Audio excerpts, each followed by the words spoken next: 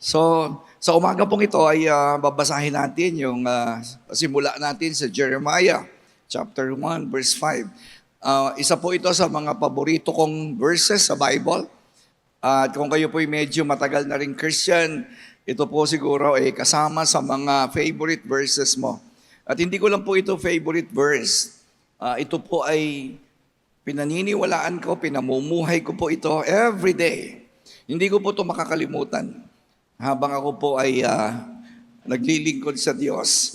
Kung meron po kayong Bible, ay pakibasa natin sabay-sabay. Ang sabi ng Jeremiah, chapter 1, verse 5, "Before I formed you in the womb, I knew you." Hindi ka pa raw po pinaglilihi ng nanay mo, kilala ka na niya.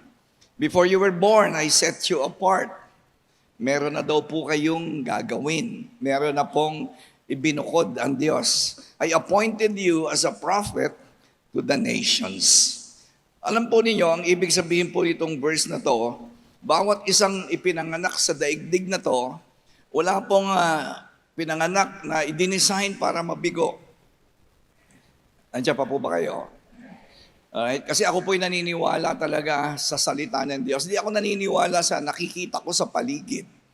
Ang sabi po ng Bible, hindi pa kayo, ako, pinapanganak, kilala na po niya kayo. At kaya po kayo ipinanganak, hindi dahil nagkataon lang, kaya lang minsan mahirap paniwalaan, kasi sa sobrang hirap, di ba? Sa sobrang hirap ng buhay na nakikita mo sa paligid, parang hindi ka na naniniwala sa salita ng Diyos ngayon, right? Kasi may tendency na maniwala ka sa nakikita ng mata mo. Kaya tinuturuan po tayo ng Bible that you don't live by what you see. We live by the Word of God. Nagbabago lang po ang buhay mo pag nagsimula kang maniwala sa salita ng Diyos. Ang problema po ng maraming tao, simba ng simba. Simba ng simba. Hindi naman naniniwala sa salita ng Diyos. Naniniwala siya sa nakikita niya every day. Ibig ko sabihin, dahil ipinanganak ka sa mundong ito, okay? Ibig sabihin, meron kang specific purpose in the kingdom of God. That's the only purpose why you were born. Hindi po kayo pinanganak para mag-aral, mag-asawa, maghanap buhay, bumili ng house and lot, mag-bakasyon. Although those things are not bad. Hindi masama yun, Kasama po yun sa ating buhay. Kasama. Pero hindi po talaga yon ang dahilan. Ang dahilan po, sabi ng Panginoon, meron akong ipapagawa sa iyo. Ang tawag doon, purpose. Kaya po magulo ang buhay ng daigdig. Kasi hindi nila ginagawa yung purpose. Ang ginagawa mo, yung gusto mo lang. Gusto mo mag-aral, gusto mo mag-asawa, gusto mo mag-ipon ng pera, gusto mo magkaroon ng magagandang bagay. Again, hindi ho masama yun. Hindi ko sinasabi masama yun. Pero ang sabi po ng Diyos, hindi ka pa pinapanganak. May plano na ako sa iyo. Alright? Kaya makikita mo, maraming mga tao ngayon, hirap na hirap sa buhay. Maraming mga tao ngayon, ang gugulo ng buhay. Dahil itong verse na to, hindi niya to naintindihan. Pag hindi mo to naintindihan, hindi gaganda buhay mo. Gusto kong sabihin sa inyo, papaulit-ulitin ko, you were born for a purpose. Pinanganak ka dahil may plano ang Diyos. Tatanungin ko sa iyo, alam mo ba yung plano ng Diyos? Alam mo ba yung plano? Ito po yung plano. Paiksi lang. Okay? Tayo po ay tinawag para sumunod sa Diyos. Meron kang calling, the calling to obey. Yan po ang title ng ating message ngayong umaga. Okay, dyan po tayo. Dyan po iikot yung message natin. You are called to obey.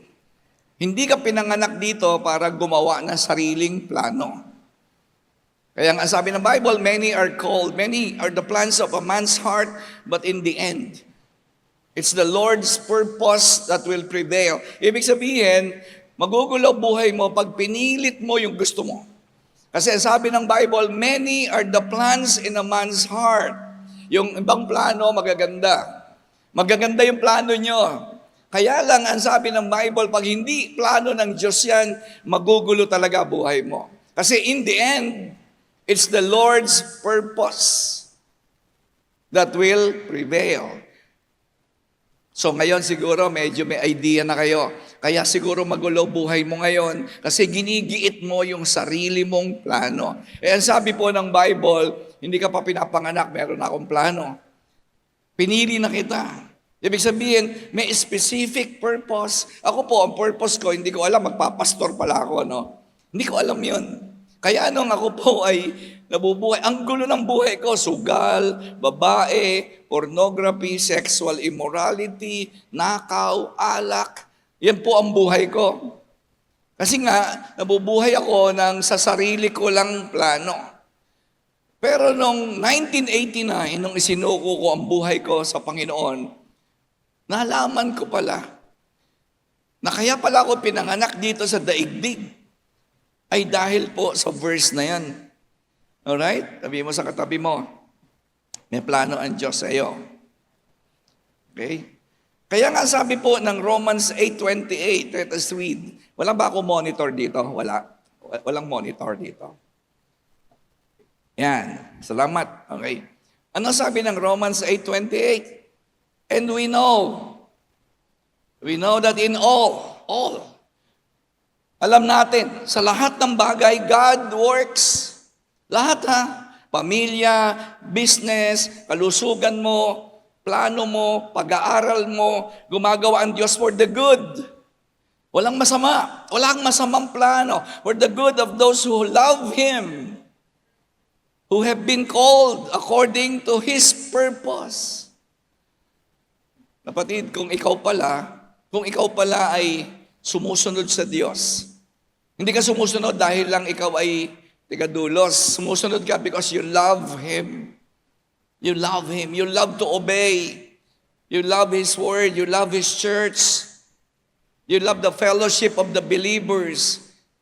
You love God. You love people. At ang sabi ng Bible, God will work in all things. Hindi ka mapapahamak, hindi magugulo buhay mo. Kasi gagawa ang Diyos. Kahit parang nagkakamali ka, gagawa pa rin siya sa kabutihan mo. Para sa kanino? Who have been called. Sa mga tinawag. Sino ba yung tinawag? Kayo. Sabi mo sa katabi mo, ikaw, tinawag ka ng Diyos. Hindi ako tinawag para maghirap. Hindi ako tinawag para mamatay sa sakit, nakakainin ng mikrobyo yung aking katawan. Hindi ako tinawag para maghirap sa ospital na 6 na buwan na nasa ICU, hirap na yung pamilya sa pagbabayad sa mga bills. Hindi ako tinawag ng Diyos para doon. Tinawag ako ng Diyos para gawin yung kanyang pinagagawa sa akin. At kapag ikaw ay sumusunod sa Diyos, God will work in all things for your good. Kahit ano gawin ng masasamang tao sa iyo, kahit ano gawin ng demonyo sa iyo, hindi mangyayari yun. It will never prevail because you are called according to His purpose. Kaya nga mga kapatid, kailangan matuto kang sumunod. You are called to obey. Because if you know that you are called for a purpose, hindi aksidente. Yan katabi mo, tingnan mo. Hindi aksidente yan. Tinawag ng Diyos. Tingnan mo yung katabi mo. Mukha lang na aksidente yan, yung itsura niya. Alright? Tingnan mo yung itsura niya. Oo nga, mukhang nabangga ka sa pader.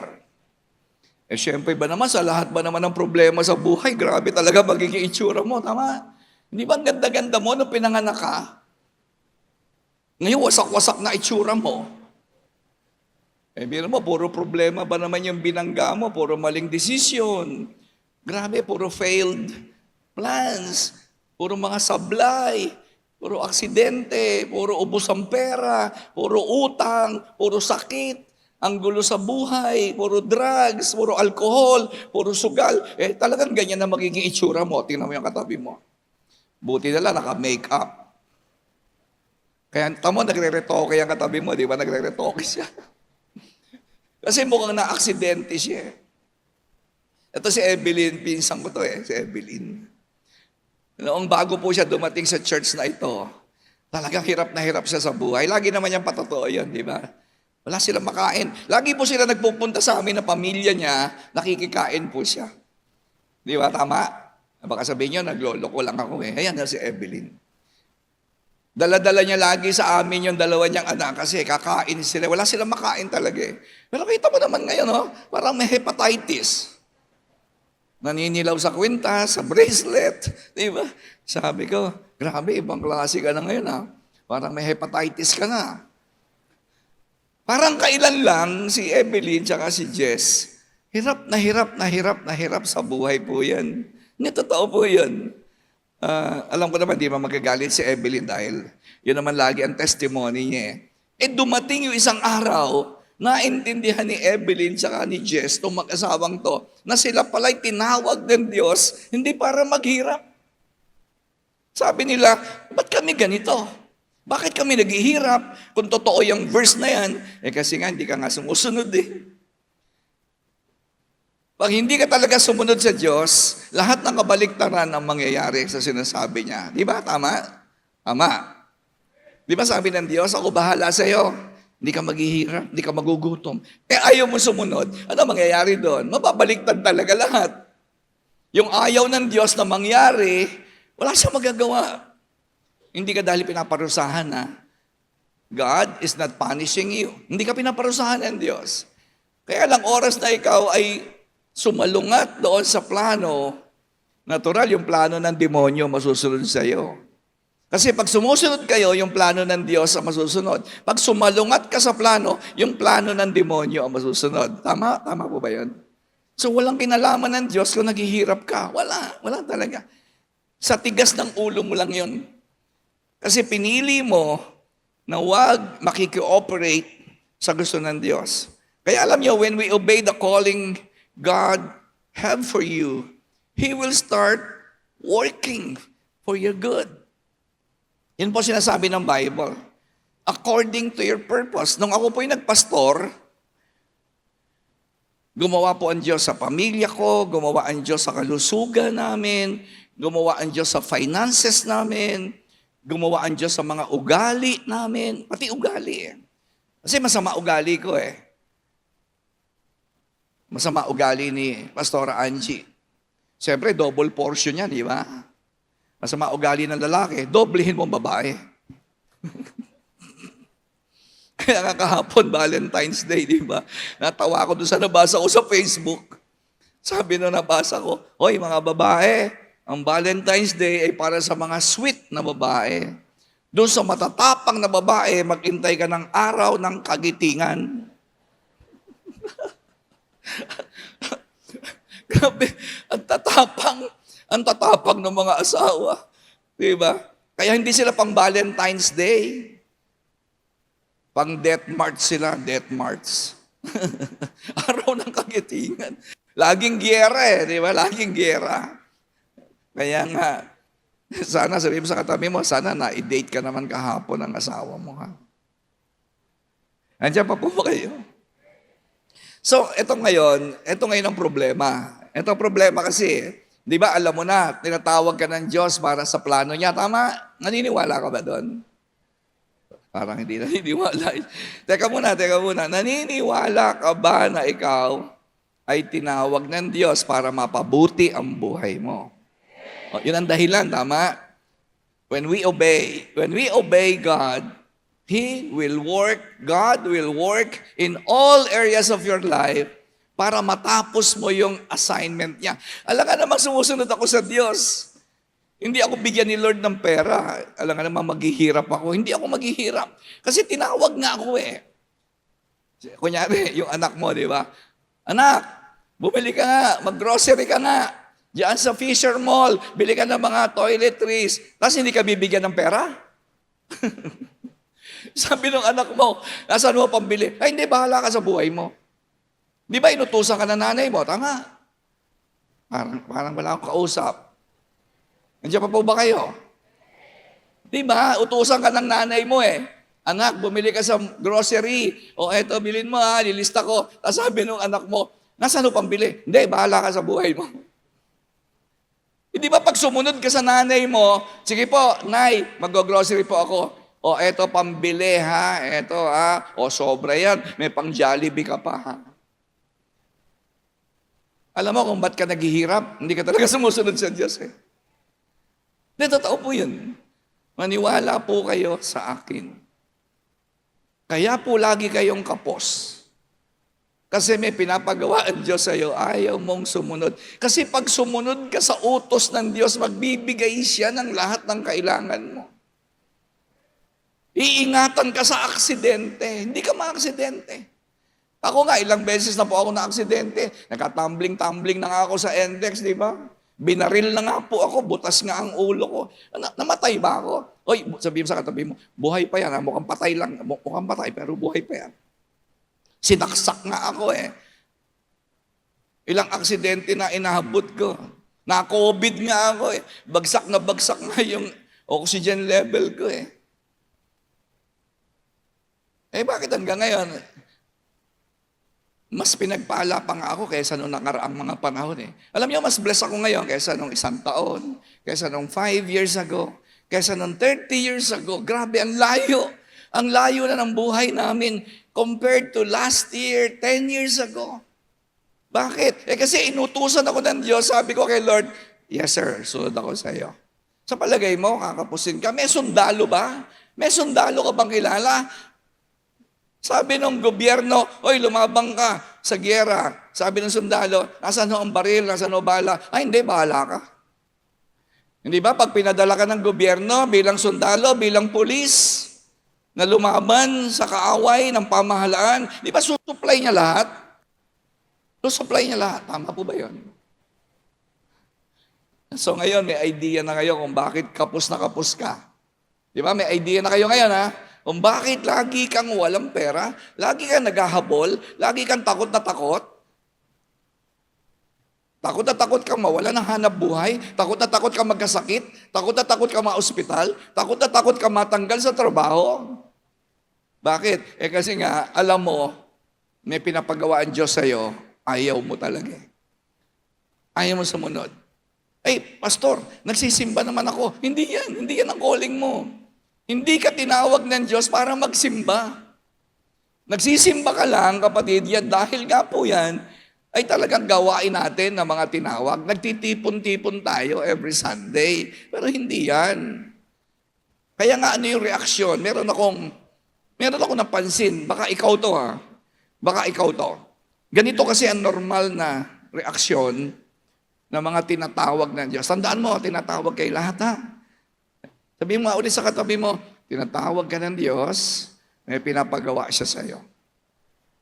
Hindi ko alam kung magpapastor kayo. Hindi ko alam, ha? Baka may iba.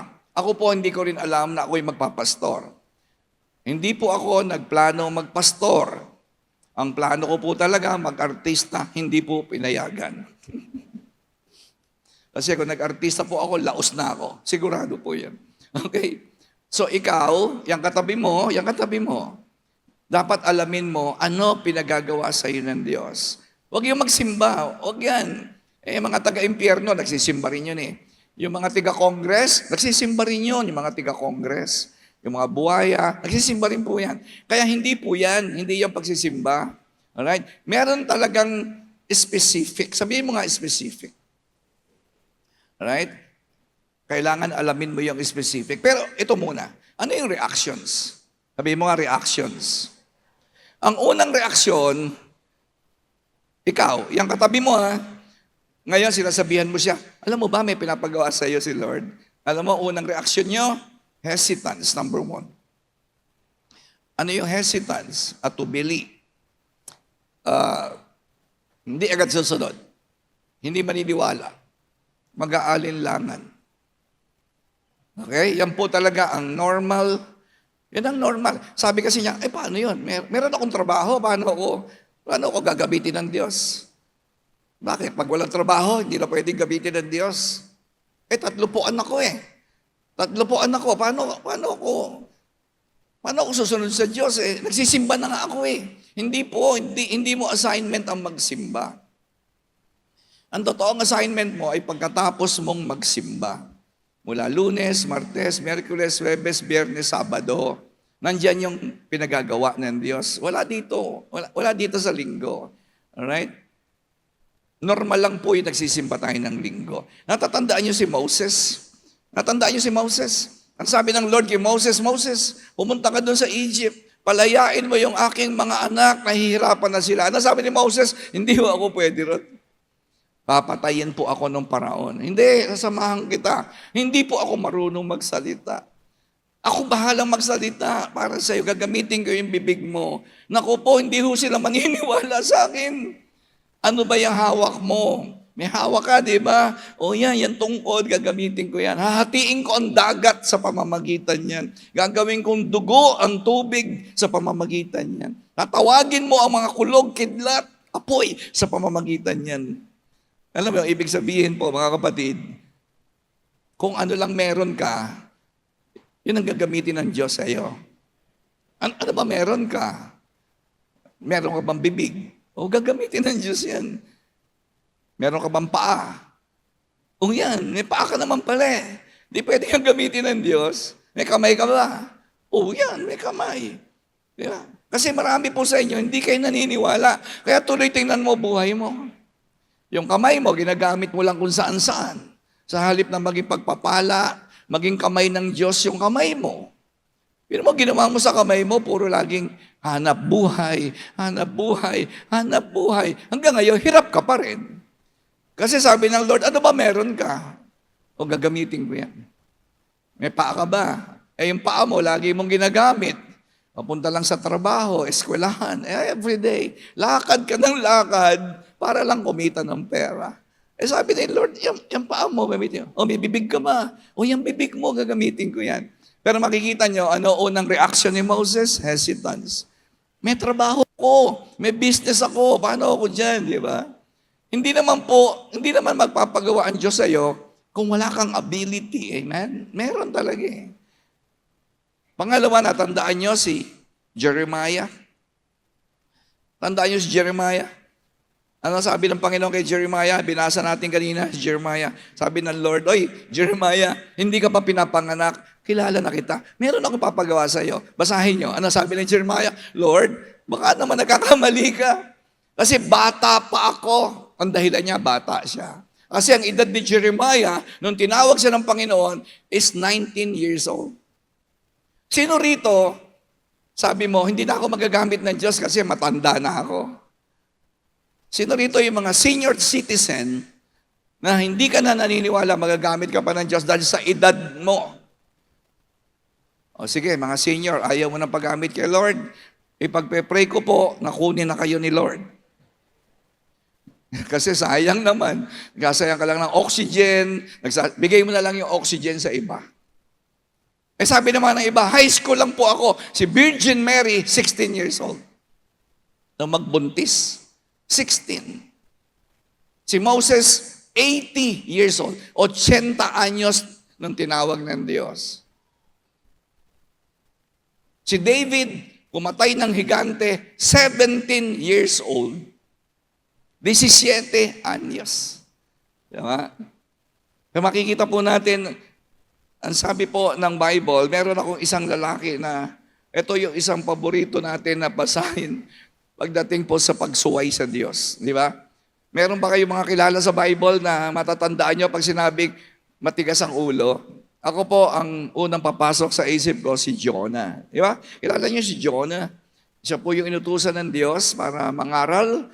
Sabi, Jonah, punta ka sa Ninive, kasi yung Ninive, yung lugar na yan, gugunawin ko na yan in 40 days.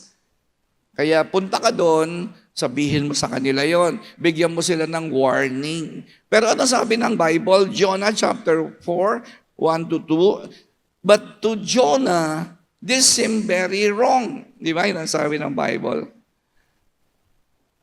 At parang mali yata itong pinapagawa ng Diyos sa akin. Kasi alam nyo, historical background po niyan, ang Ninive po ay capital ng Assyria. At ang Assyria po, pinatay lahat ng kamag-anak ni Jonah. Kaya ayaw niya. Di ba? Yun po ang istorya niyan kaya ayaw ni Jonah. Pinatay po lahat ng mga tiga Ninive ang pamilya ni Jonah, kapitbahay ni Jonah, at lahat ng mga tiga-Israel. Pinapatay po niyan ng hari ng Assyria, ng Nineveh, capital po ng Assyria. So sabi po ni Jonah, nung tinawag siya ng Diyos, binigyan siya ng assignment, he became angry. He prayed to the Lord. Ano sabi po ng prayer ni Jonah? Ito po yung prayer niya. Sabi niya, "Isn't this what I said, Lord, when I was still at home?" Hindi ba ito yung sinasabi ko, Panginoon, na ikaw ay mabait, ikaw ay mahabaging na Diyos, slow to anger and abounding in love, a God who relents from sending calamity. Kasi ayaw po ni Jonah na iligtas ang Nineveh. Bakit? Meron po siyang galit. Alam niyo, iba po sa inyo kung bakit po kayo hesitant. Kasi may galit po kayo sa puso. Paano ka nga naman magpipreach ng gospel kung ikaw ay may kaaway? Tama? Kaya marami po na nagsisimba, magsisimba na lang siya. Pero alam naman po natin na inuutusan tayo ng Diyos na pagkatapos nating magsimba, bukas, papasok kayo sa eskwelahan, nandoon yung mga taong mamamatay pag wala si Jesus. Nandoon yung mga taong ligaw na ligaw. Sa opisina nyo, bukas. Pagpasok nyo sa opisina nyo, nandoon sa paligid nyo, sa bahay ninyo, sa barangay ninyo, mga kapitbahay nyo, kaibigan nyo, alam mo naman pupunta ng impyerno yan. Kaya lang di ba? Maraming karga yung puso mo, maraming basura. Maraming basura kasi. Si Jonah, kaya po siya ayaw niya sumunod sa Diyos. Katulad po ng mga tao ngayon. Dito po sa loob ng dulos, marami po dito, may mga karga kang basura sa puso. May mga galit, tampo, sama ng loob, unforgiveness, bitterness, revenge, vindictiveness, jealousy, anger, pride. Mga basura yan Sa totoo lang po. Kaya maraming hindi sumusunod sa Diyos. Kasi ang tingin mo sa sarili mo, di ba? Kasi the lack of forgiveness will kill the fire inside of your heart. Alright? Unforgiveness will kill the fire of God. Kaya maraming malalamig na Christian. Kaya maraming Christian, okay na lang magsimba siya kasi, nasabihin ko sa kapitbahay ko na mahal siya ni Jesus. Yan sa mga naugali nun. Di ba? Alam nyo naman, mahal ang Diyos ang tao. Tama? Do you believe that God loves everyone? But we don't want to obey. Yun ang problem. Kaya magulo buhay mo Kaya magulo buhay. Alam ba nangyari kay Jonah? Di ba? Gumulo buhay niya. Nagdamay pa siya ng ibang tao. Okay? Alam natin na mahal ng Diyos ang lahat ng makasalanan. Ang problema, ikaw yung inuutusan. Ayaw mo sumunod. Kaya po, ganito ang buhay. Pangalawang reaction, ano yung una? Hesitance. Sabihin mo nga hesitance. Hindi ko alam bakit ayaw mong magpagamit sa Diyos. Hindi ko alam. Alright? May mga binanggit ako, baka isa ron yun. Baka isa doon yun. Masyado kang busy, meron kang mga sariling plano, o tamad ka talaga. Diba? Gusto mo lang magsimba ng Sunday. Marami kasi yan Pero ikaw na bahala na mag-identify. Pangalawang reaksyon ng mga tinatawag ng Diyos, alright? Disobedience. Alright? Sabihin mo nga, disobedience. Yun nga, yung ayaw talaga sumunod. Ang dahilan kaya maraming napapahamak na mga tao dahil yung mga tinawag ng Diyos, ayaw sumunod sa Diyos. Alam po niyo, kung hindi po ako sumunod sa Diyos, marami pong napunta ng impyerno. Kasi po sa loob ng 35 taon ko pong pagiging Christian, ako po ay nagdala ng mga tao sa Diyos. Libo na po, libo. Parang si Jonah rin, di ba? Ako rin po ay punong-puno ng galit nung araw. Mahal ko ang alak, mahal ko ang sigarilyo, mahal ko ang sugal. Kaya marami akong dahilan. Marami akong galit sa puso. At kaya nga po, mangyayari po, maraming taong mapapahamak, mga kapatid, kapag hindi tayo sumunod. Alam mo ba yun, pag hindi ka sumunod sa Diyos, maraming taong mapapahamak. Meron kasi mga tao na hindi ako ang gagamitin eh. Ikaw ang gagamitin sa kanila. May mga tao po na hindi ka pa pinapanganak. Yung tao na yon, yung kabutihan niya, yung kaligtasan niya, nakakonect na sa iyon. Yun ang sinasabi ng Bible. And I believe the Bible. Pag hindi pa ako sumunod, yung mga tao na hindi pa po ako pinapanganak, nakakonect na sila po sa akin, mapapahamak po lahat ng iyon. Kaya imagine mo yung disobedience mo. Kaya tingnan mo yung babayaran mong kasalanan sa Diyos. Babayaran mo yun, yung mga taong napapahamak dahil hindi ka sumunod sa Diyos. Ang sabi po ng Jonah chapter 1 verse 3, nung tinawag po ng Panginoon, sabi ng Diyos kay Jonah, Jonah, you go to Nineveh and preach the gospel. I will destroy the city in 40 days. Ano sabi? Jonah ran away from the Lord. Ilan dito ang tumatakbo ka sa Diyos? Kasi may love life ka, hindi mo maiwan. Diba? Tumatakbo ka palayo kasi mas mahal mo yung sarili mo kaysa sa mga tao. Kaya nga ang greatest commandment is love God and love people. Hindi sarili mo. Ang problema, mahal mo sarili mo tama?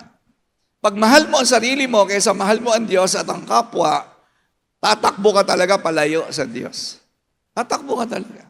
Ang dahilan lang, kapatid, kung ba't ka pinanganak sa mundong ito at namatay si Jesus sa cross para bayaran ang kasalanan mo at kaya ka na born again, ako 1989 po ako na born again, ang dahilan lang po ng lahat ng yan ay para maligtas sa mga tao sa pamamagitan ko. There's no other reason.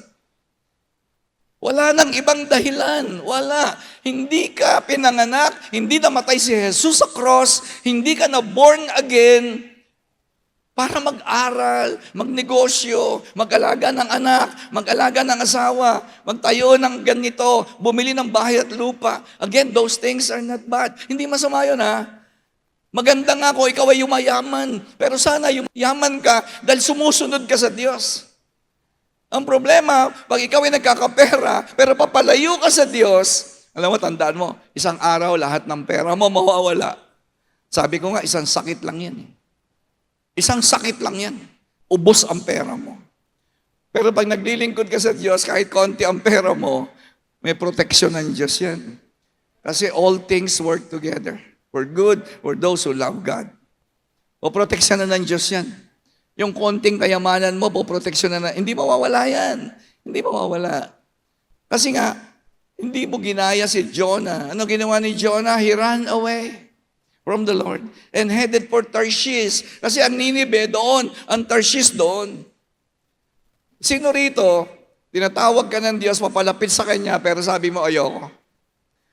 Cell group ka. Ayoko cell group, simba-simba na lang ako. Ay, hindi mo alam, di ba? Hindi mo alam na kahit ang cell group, papunta sa Diyos yan. Hindi pa palayo sa Diyos pag umaten ka ng cell, ayaw mo. Sino po rito may mga sakit? May high blood, may sakit sa puso. Meron ba? Alam mo, kapag may sakit ka sa puso, isa lang ibig sabihin yan, tinatawag ka na ni Lord. Anong ibig sabihin tinatawag ka ni Lord? Ipaglingkod mo na sa Diyos yung buhay mo. Kasi isang tigil lang ng puso mo, patay ka na. Kahit mamaya, pwede ka nang kunin ni Lord eh. Kaya ka nga may sakit eh. Alam mo ba kung ba't ka may sakit? Para sumunod ka sa utos ng Diyos at pagalingin ka ng Panginoon. Yun ang dahilan ng sakit. Yung iba kasi rito, pa-pray. Pastor, pag-pray mo nga ako na gumaling ako sa sakit. Sige, pag-pray kita. Paggaling mo, ano gagawin mo paggaling mo? Magsuswimming po ako sa Batangas. Bakit gusto mong pagalingin ka ng Diyos? Bakit?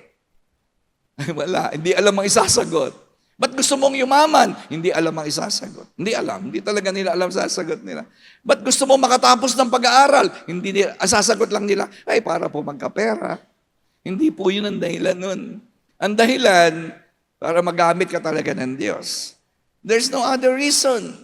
Maganda yan, may trabaho kayo ha. Okay, inuulit-ulit ko, baka mamaya, ipagsabi niyo ako, alam mo, doon sa church na pinuntahan ko, sabi doon, huwag ka na raw maghanap buhay. No, wala ako sinasabing gano'n. Galingan nyo sa paghahanap buhay. Magpayaman kayo, pero siguraduhin nyo, sumusunod ka sa pinagagawa ng Diyos. Jonah ran away from the Lord. He went down to Joppa. Ano mangyayari sa'yo? Kapag lumayo ka sa Diyos, your life will go down. Ano sabi? He went down. Ano nangyari? Noong he went down to Joppa, ano susunod? He went down on the ship. Doon siya natulog sa pinakailalim ng barko. Bumabagyo, natutulog siya sa ilalim. Nasa ilalim ang buhay niya. Nandun sa pinakamababang lugar. At pagkatapos, ano nangyari? Hinagis siya sa dagat. He went down under the sea. Nung kinain siya ng isda, ano nangyari? He went down on the belly of the fish. Puro pa went down yan. Pag tumakbo ka sa Diyos, pag iniwasan mo ang calling ng Lord, ang buhay mo ay puro down, down, down, down. Kung sino man po rito ngayon, ang buhay mo ay parang sayad na sayad. Take time to consider, maybe you are running away from the Lord. Siguro may pinapagawaan Diyos sa'yo, pero tumatakbo ka palayo sa Diyos. Kaya ano sabi po ng verse? He went down to Jonah, to Joppa. Pagkatapos he went down under the ship, and then hinagi siya sa dagat. He went down under the sea. Tapos kinain siya ng isda, and he went down on the belly of the fish. Pababa ng pababa, ng pababa, ng pababa, ang uri ng buhay. Amen. Nandiyan pa po ba kayo? At ang sabi pa ng Bible, after paying the fare. Imagine, nagbayad, gumastos. Sino rito, puro gastos ka? Gastos, gastos. Labas ang pera, labas ang pera. Kasi may ticket po ang disobedience eh. There's a steep price for disobedience. You will buy a ticket, and the ticket to disobedience is the most expensive ticket that you can buy. Ano sabi ng verse? Bumili ng ticket, nagbayad. Kapatid, there's a price. When you disobey God, there's a price.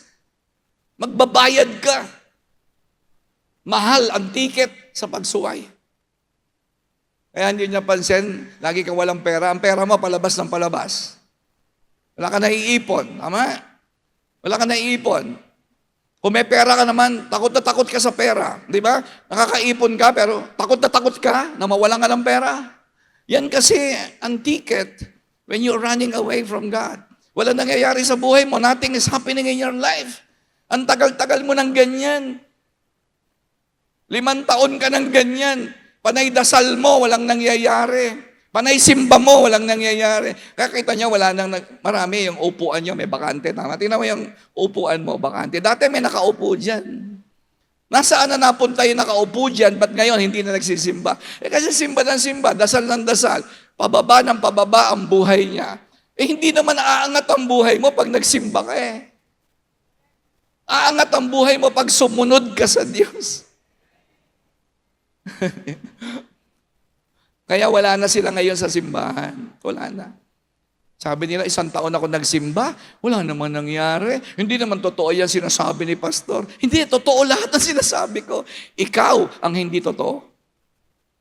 Ikaw ang hindi totoo. Ang Diyos totoo talaga siya. Ang salita niya ay totoo.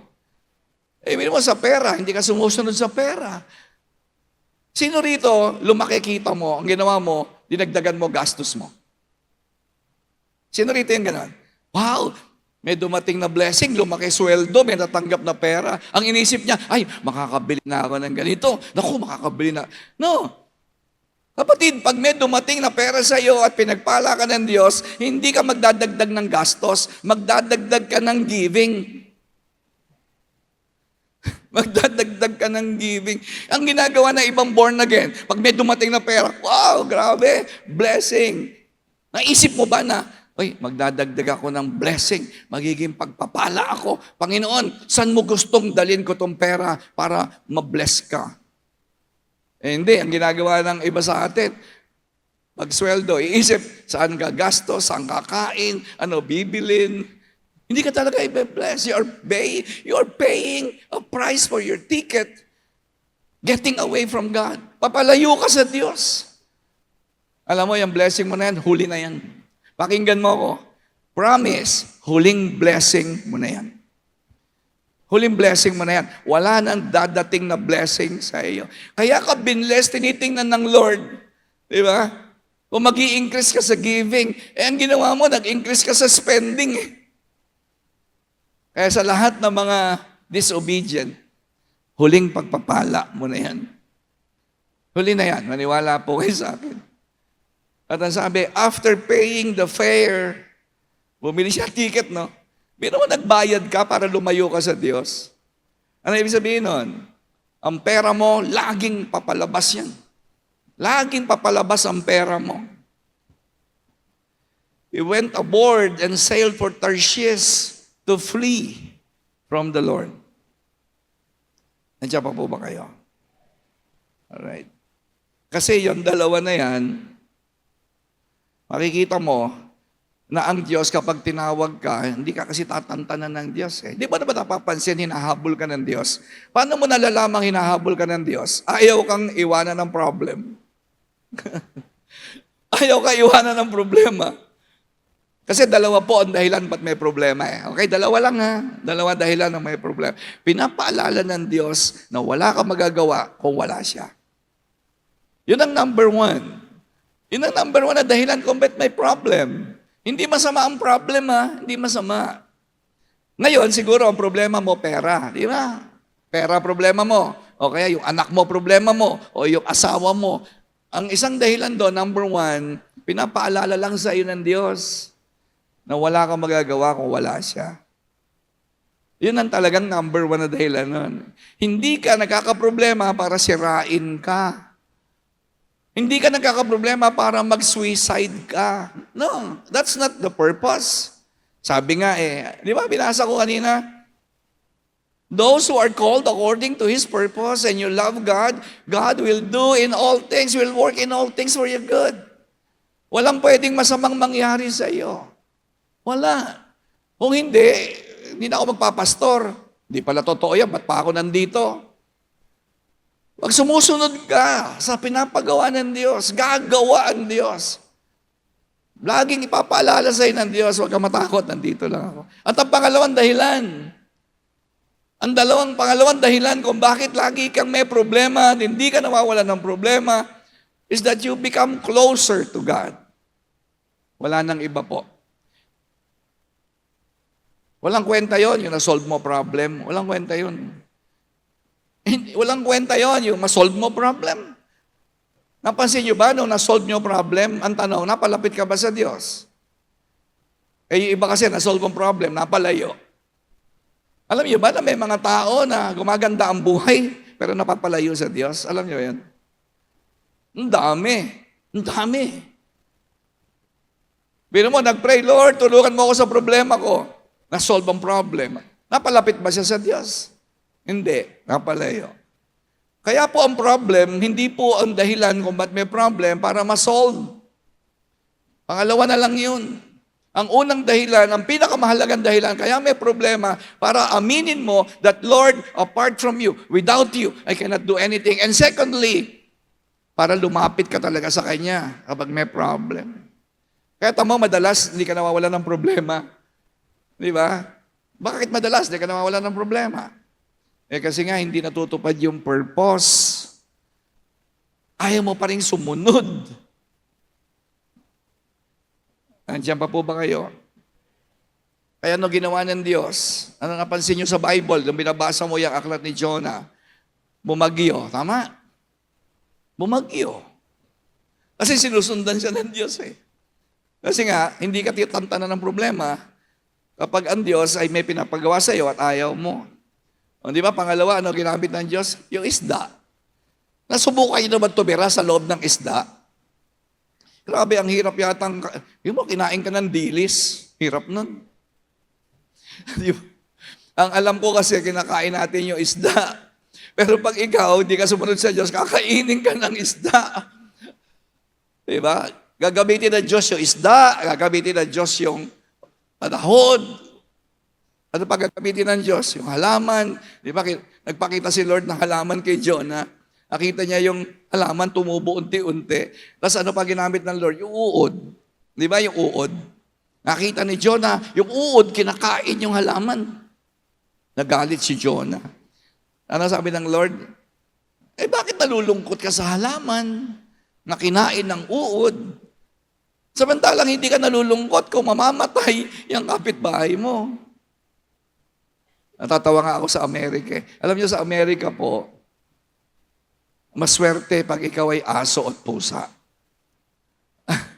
Kasi sa Amerika po, ang aso at pusa, ang daming karapatan. Bawal saktan ng hayop doon. Makukulong ka talaga sa Amerika pag sinaktan mo yung... Dito kasi kinakain mo yung aso eh. Sa Amerika po, marami silang animal rights. Ang dami. Bawal saktan, bawal yung makita mong naglalakad sa kalsada, aalagaan niya, kukunin, aalagaan. Bawal talaga yung cruelty to animals, kulong ka talaga dun. Pag nagmalupit ka, sa hayop dun. Kaya alam nyo, mas masarap tumira, sabihin mo sa katabi mo, magkunwari ka na lang aso, maganda sa Amerika. Dito sa Pilipinas, grabe, yung aso hirap na hirap. Yung may-ari, hirap na hirap din. Diba? Walang makain yung amo, walang makain yung aso. Hirap na hirap sa buhay. Kaya nga sa Amerika, natatawa nga ako dun eh. Alam niyo doon mga tao sa Amerika, pag pumunta po kayo doon, malulungkot po kayo. Ang yaman-yaman ng Amerika. Pero tingnan mo doon yung mga tao, ayaw nila mag-anak. Ayaw nila mag-anak. Alam niyo ginagawa nila, nag-aampo ng aso. Marami po sa Amerika ayaw mag-anak ng tao. Kasi nga, pabigat daw, hirap daw alagaan. Hindi sila marunong mag-connect sa tao. Mas gusto pa nilang mag-alaga ng pusa. Tsaka aso. Kasi yun daw aso at tsaka pusa, wala daw silang problema. Tsaka, nagpapasa ba kayo ng balita? Nagpapasa kayo balita? Marami po sa Amerika ang kayamanan nung namamatay, pinapamana sa aso. Hindi sa tao, hindi sa anak.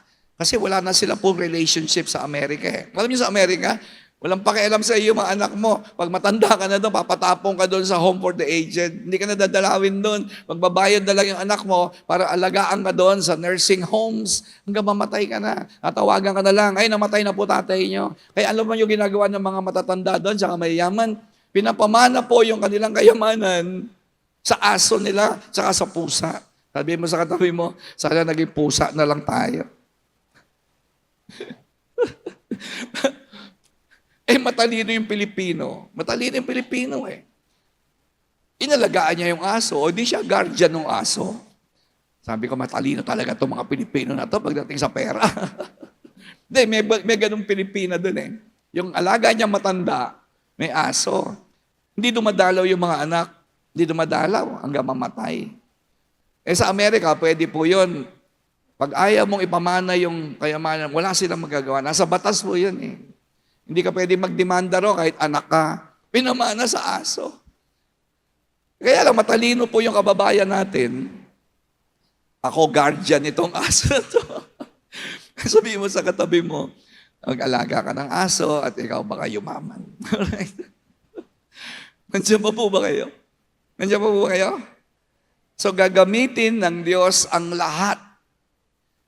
Pag matigas ang ulo mo, gagamitin niya. Gagamitin niya ang bagyo, gagamitin niya po yung isda, gagamitin niya yung uod, gagamitin niya yung halaman. Hindi ka tatantanan talaga ng Panginoon. Kaya walang saysay na tumakbo palayo sa Diyos. Sabihin mo sa katabi mo, mahihirapan ka lang pag tumakbo ka palayo. And lastly, panghuli po, ano yung reaction? Ito po yung gustong-gusto ko, yung acceptance. The greatest blessing that you can receive, all right, mga kapatid, is to accept the calling of God. That's the greatest blessing. Kapag tinanggap mo yung plano ng Diyos sa buhay. Kasi maraming born again ka, tama? Kaso ayaw mo ng plano ng Diyos eh. Yun ang problem mo. Born again ka nga, pero ayaw mo kasi yan eh. Yun, kasi nga, busy ka eh. Kasi nga, kung ano-ano ang dami mo kasi ginagawa eh. Maganda naman yun. Alam niyo, magagaling na mga tao. Alam niyo kung tatanungin niyo ako, bilib na bilib ako sa mga Kristiyano na may asawa, may anak, may hanap buhay, merong ganito, ang dami niyang ginagawa, pero grabe, pagdating sa ministry, ang dami niyang ginagawa sa kaharian ng Diyos. Bilib na bilib ako dyan. Sigurado ang Diyos bilib din dyan. Kasi marami nagsisimba dito sa Dulos, ay, may anak ako eh. Ay, may trabaho ako eh. Ay, naku, wala akong pinag-aralan. Ay, matanda na ako. Ay, bata ako eh. Ay, kasi ganito, ang dami mong dahilan, tama? Wala talaga mangyayari sa buhay. Kaya hangang-hanga ako, yung mga nanay, may edad na. Pero alam niyo ba dito sa Dulos, meron tayong mga member ng mga kananayan. Grabe, ang sipag nila. Mga nanay, naglalakad yan sa mga bahay-bahay, nagpa-follow up, nagpe-pray, nagse-cell group. Mga senior citizen. Palakpakan nga natin yung mga senior citizen natin.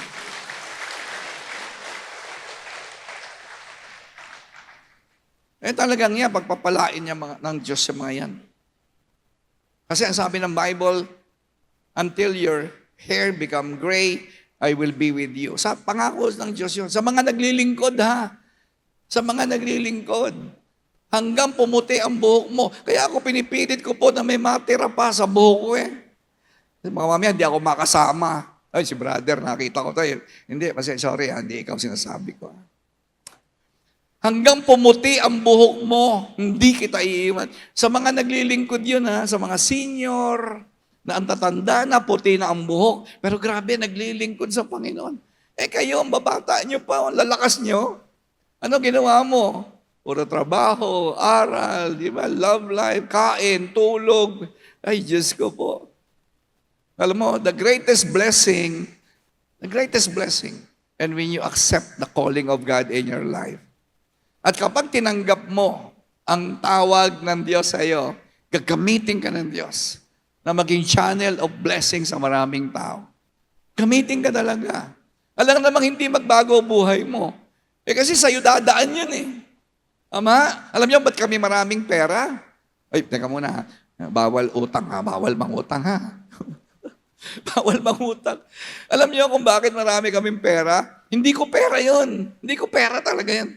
Pinapadaan lang ng Diyos sa akin kasi may mga i-bless siya sa pamamagitan ng buhay ko. Kasi sumunod talaga ako eh. Paano ka magkakapera? Alam ng Diyos, di ka naman susunod. Gagamitin mo lang ang pera mo sa mga walang kwentang bagay. Bibili ka lang ng damit, bibili ka lang ng sapatos, bibili ka lang ng gadget. Ang kunat-kunat mo pa, hindi ka pa makapagbigay sa gawain ng Panginoon. Kaya kita mo ang buhay mo, wala. Kasi pag ikaw ay susunod sa Diyos, God will see to it that you will become a channel of blessing. Kasi hindi akin to Lord. Hindi akin to. Kanino ko to gagamitin? Saan ko to gagamitin? Kaya kita nyo, nakakapunta po kami sa iba't ibang lugar dahil nagsusupply ang Diyos sa amin. Hindi kami nangungutang. Tuloy-tuloy lang ang paglilingkod. Sabi mo sa katabi mo, tuloy-tuloy lang ang paglilingkod. Last verse, basahin natin. Jonah chapter 3, verse 3 to 5. Tingnan niyo ang sabi ng Bible. Jonah chapter 3, 3 to 5. Ano sabi diyan? Jonah obeyed the word of the Lord. Nandiyan ba? Jonah chapter 3, pakilagay nga. Jonah chapter 3, 3 to 5. Pakilagay. Okay, nandiyan na? Yan. Okay? Ano sabi? Jonah obeyed the word of the Lord and went to Nineveh. Sumunod din siya bandang huli. Kaya lang, nakahirap-hirap muna. Huwag niyo nang intayin magkahirap-hirap kayo bago kayo sumunod. Kasi hindi ka nga tatantanan ng Panginoon eh. Pero bandang huli, ang sabi, sumunod din siya sa salita ng Diyos. Now, Nineveh was a very large city. Malaki po yung buong Nineveh. At kung maglalakad po kayo, 3 days. 3 araw po. Okay? Sabi, ang syudad po ay malaki. 3 araw. Pero yun na yun, sabi. Ano sabi na susunod? Verse 4. Jonah began by going a day's journey into the city. Tingnan mo talaga tong tao na ito, no? Tingnan mo tong mokong na ito. 3 araw siya kung maglalakad sa... Ang ginawa niya, 1 araw lang. Hindi siya talaga sumunod sa Diyos. Tigas talaga ng ulo nitong Jonah na to eh. Ang tawag dyan, incomplete obedience. Incomplete. Incomplete obedience is disobedience. Sino rito sa iyo, may pinapagawa ang Diyos sa iyo, ang gagawin mo kalahati lang. Magsisimba ka lang. Yun lang ang ginagawa mo. Alam mo ba, pag nagsisimba ka lang ng linggo, ang tawag sa iyo ay masuwayin. Kasi hindi naman pagsisimba lang inuutos ng Diyos sa atin eh. Si Jonah, 3 araw, ang sabi po ng Bible, yung syudad, 3 araw na lakad. Ang ginawa niya, 1 araw lang. Dahil ayaw nga niya sumunod. Proclaiming 40 more days and Nineveh will be overthrown. Ito maganda. Sumunod siya. Ano nangyari po sa bansang Assyria? The Ninevites believed God. Paano yun kung di sumunod si Jonah? Paano yun kung di siya sumunod? Mamamatay yung mga tao na yon. Pero sabi, the Ninevites believe God, kahit po incomplete ang pagsuway nitong tao na ito. Ang mahalaga, naniwala sila. A fast was proclaimed, and all of them, from the greatest to the least, put on sackcloth. Nag-ayuno po sila, nagsisi po sila. And you know what? Na-delay ang judgment ng Nineveh for 100 years.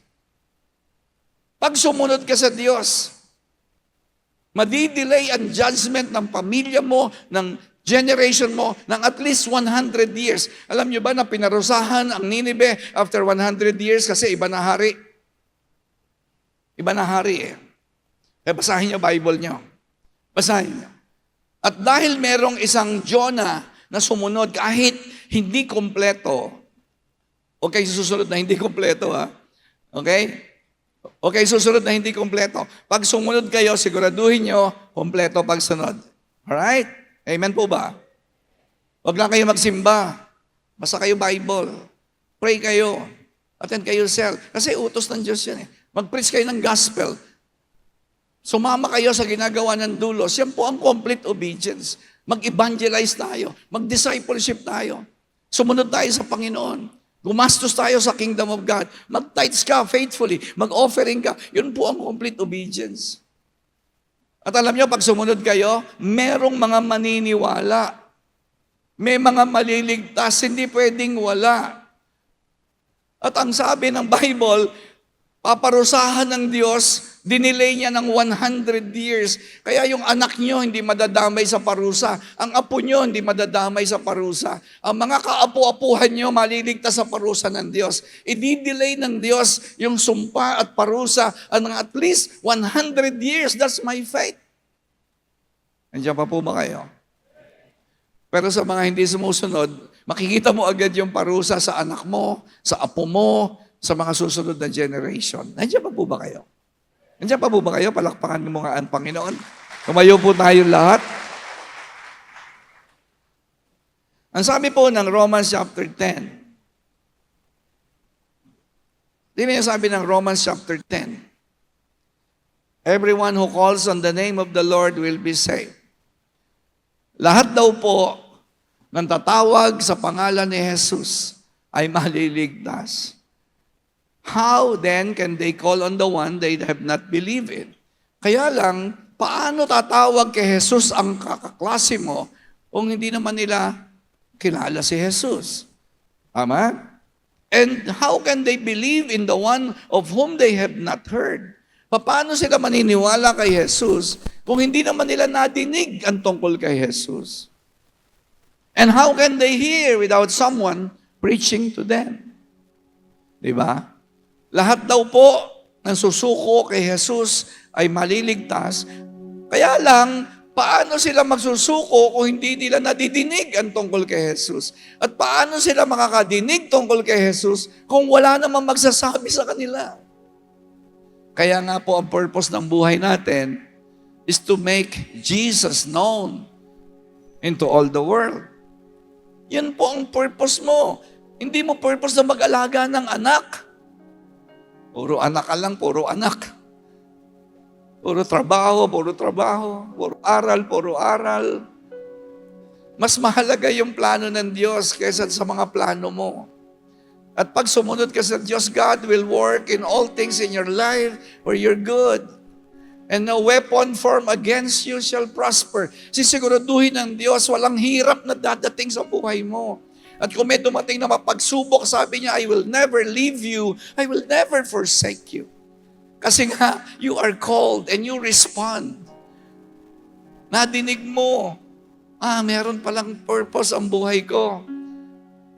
Kaya pala ako malungkot, kaya pala lagi ako may sakit, kaya pala lagi akong walang pera, kaya pala ako emosyonal, kaya pala ako madrama sa buhay, kasi hindi ko pa natutuklasan kung ano ang dahilan ba't ako pinanganak sa daigdig na to.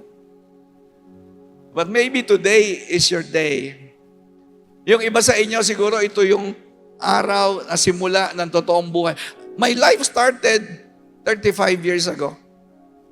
Para sa akin po, ang totoong buhay nagsimula 35 years ago. Nung malaman ko, bakit ako nandito sa daigdig na ito. Hindi ko totoong life begins at 40. Hindi ko totoo yun. Sabi ng iba, life begins at 60. Hindi rin ko totoo yun. Sabi ng iba, life begins at 70. Hindi totoo lahat yun. You know what? Life begins when you get to know the Lord and His plan for you. Nagsisimula lang ang totoong buhay pag nakilala mo si Jesus at nalaman mo kung ano ang plano niya sa buhay mo. And that plan is so good. Walang katulad. Walang katulad. Mag-isip ka na ng pinakamagandang plano. Hindi mananalo yan sa plano ng Diyos. Mag-isip ka na ng lahat ng pinakamaganda, pinakamasayang event. Hindi mananalo yan sa plano ng Diyos. Walang ibang makapagbibigay ng totoong fulfillment and satisfaction. Hindi kayang ibigay ng pera, hindi kayang ibigay ng asawa, hindi kayang ibigay ng career, hindi kayang ibigay ng alahas. Yung kabuluhan ng buhay, ang Diyos lang ang magbibigay niyan. Kaya ang sabi po ng Panginoon, hindi ka pa pinapanganak. Hindi ka pa pinapanganak. Maganda na ang plano ko sa iyo.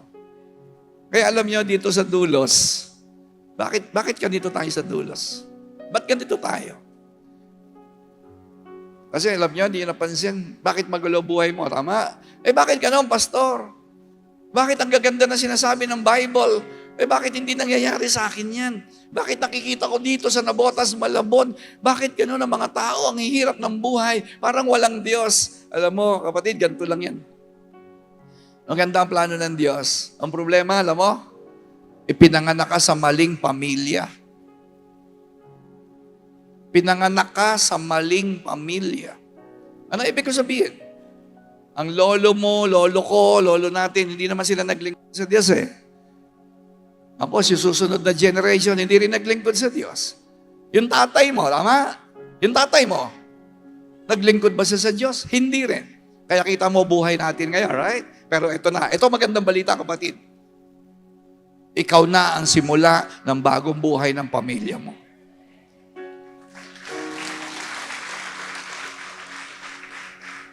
Huwag nyo nang ulitin yung pagkakamali ng tatay mo, nanay mo. Huwag mo nang ulitin yun. Huwag mo ulitin yung pagkakamali ng lolo mo, lola mo, at mga ninuno mo na hindi kinilala ang Diyos. Ikaw na ngayon ang simula. Ako ang firstborn, first generation Christian sa pamilya ko. Kaya kita mo mga anak ko, maglilingkod yan. Hindi yan makakatulad sa mga ninuno ko na nagumon sa sugal, kawasak-wasak ang pamilya, nagkamatamatay sa kanser, puro kanser na lang, kanser sa susunod, kanser na naman. Diba? Hindi magtagumpay, pahirap ng pahirap sa buhay. Bakit? Ang ganda ng plano ng Diyos, kaya lang ipinanganak ka sa maling pamilya. Pero ngayon siguraduhin mo, hindi mo na uulitin yung pagkakamali ni Jonah at ng mga ninuno mo. Hello? Ikaw na ang simula ng bagong generation that serves God. Sabihin mo nga, tapos na ang sumpa sa pamilya ko. Kasi maglilingkod ako. Sabi ni Joshua, bahala kayo. Sabi ni Joshua, tama? Bahala kayo. Kung gusto niyo maglingkod sa mga bato, sa mga semento, o Okay lang yun. Hindi ko kayo mapipilit. But you know what? As for me and my household, we will serve the Lord. Ngayong umaga, yun po ang gawin nating desisyon. Kaya mo bang gumawa ng ganong desisyon? Na starting today, for me and my household, we will serve the Lord.